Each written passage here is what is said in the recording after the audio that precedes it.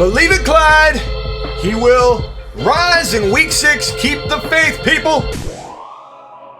You're watching the Fantasy Football Show. Welcome to the week 6 wrap-up show where we kick things off with Derrick Henry.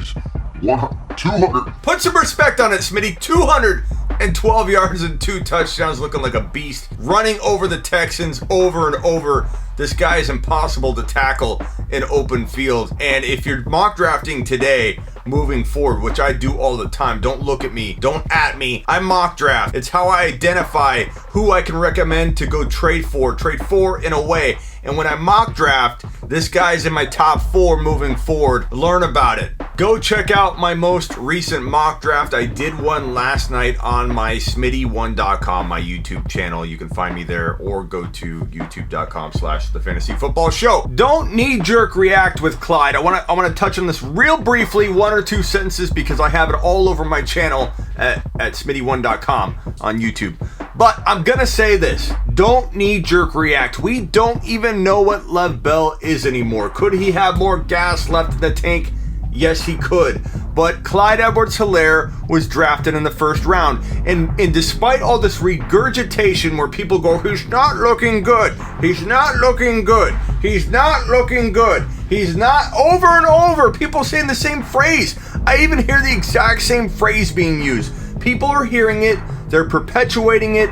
Clyde is on pace for 1,600 total yards and 54 receptions. How is he doing badly? Because he hasn't had the touchdowns? Have you followed the games? Did you not see last week's touchdown called back because of Travis Kelce? Did you not see that it wasn't his fault at all the goal line opportunities? Clyde Edwards-Helaire is going to get enough volume in Kansas City in that offense, just like Hunt and Nick Chubb are able to coexist. Yes, I know, Schmitty. Oh my God, Cleveland's run first. What are you talking about? Well, the distribution of how the running backs get the football might be different.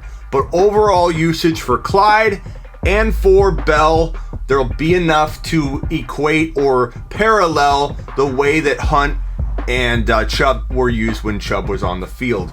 Don't knee-jerk. Go get Clyde in Dynasty. Use this to your advantage, and even go get Clyde in redraft, because guess what? He's probably got, I would guess, 3rd equivalent type round value, if not worse. Go take advantage of that while you can. Let's talk about Julio Jones and Calvin Ridley. Julio Jones dropping loads in week 6. Look at 8 for 10, 137, and he got in the end zone not 1 time, 2 times. Now, what can we take away from this? 1, Julio is potentially back for 1 more year of being an elite player. People were about to write him off heading into week 6. And I do think Ridley's the number 1 there. I think Julio could struggle with injuries all year. He was taken off the injury report, clearly healthy enough to drop that kind of line. We normally don't see Julio in the end zone too. And we normally don't see the Falcons winning. But if I had to predict moving forward for week 7 on, I'm going to say Ridley's the number 1 wide receiver, but Julio's very darn good. And I think that those of you who bought low on Julio made out like bandits, because he probably will be a low end or medium range wide receiver 1 moving forward. Now, Calvin Ridley's still in my top 4. He's the number 1 there. I think he's a top 5 to 10 wide receiver for the future, most definitely. And I go buy low, even though he had a touchdown and 61 yards.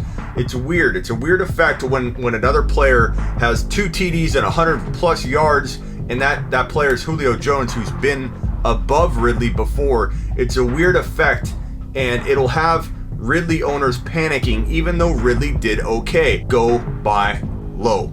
Did I mention Derrick Henry had 212 and not 1 but 2 touchdowns? Jonathan Taylor is a player to go buy on the cheap right now, because people are expecting more. He had 12 carries, not a ton. You got to worry about that. That's where the risk lies in the usage. I get it. But 12 carries for 60 yards, hauling in 4 passes for 55 receiving. Not bad. I buy low because you can. And the risk is very low if you're buying at the ranges I've seen him in. And believe me, at my heysmitty.com right here, you can order a phone call with me. I call you back almost instantly. And at HeySmitty.com, I can't tell you how many times people are asking me, should I trade away Jonathan Taylor for an insert ham sandwich?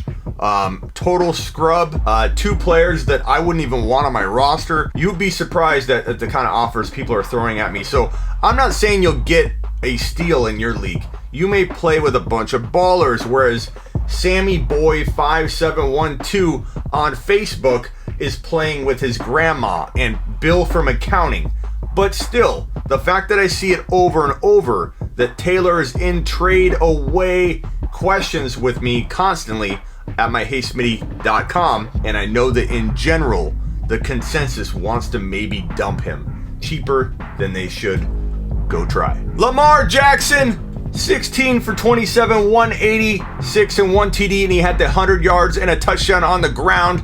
Go buy my man low. I told you all week long, go buy Lamar Jackson low, and I think there's still opportunity to do that because he didn't look amazing in the passing game. People are definitely still worried about him. Go ahead and try and take a stab at buying low. And you might have a player that's on the cusp of doing very badly, heading down a bad path. Maybe you're worried about Gurley. Can you get anything for Gurley and you lost Dak Prescott? Then trading away like a Gurley for that QB will make sense. Going cross position can oftentimes have somebody trading away Lamar even though they want to hold on. If you go to them and say, I'll Give you Stafford and whatever. for Lamar, they're going to say no. Then you're going to come to me and go, Smitty, I tried. And I'm going to tell you you didn't try hard enough. I'm going to ask you what you did. You're going to tell me that you went and offered him Stafford and whatever.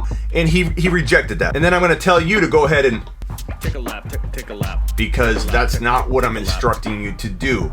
I'm instructing you to go across position, create some confusion in the trade offer situation, and be like, hey, I'll give you Gurley, you need a running back, and you give me Lamar because I lost Dak and I'm starting Dalton or whoever you're starting each week. That's how you go get Lamar. AJ Brown, 57, 2 touchdowns. The dude is back.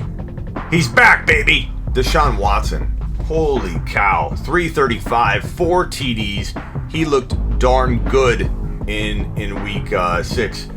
I don't think there's any reason to even talk about buying him. Who's going to sell him at all at a reasonable price? So the only move here is to sell high if you can and if you can afford to, and you have some other QB option that you love.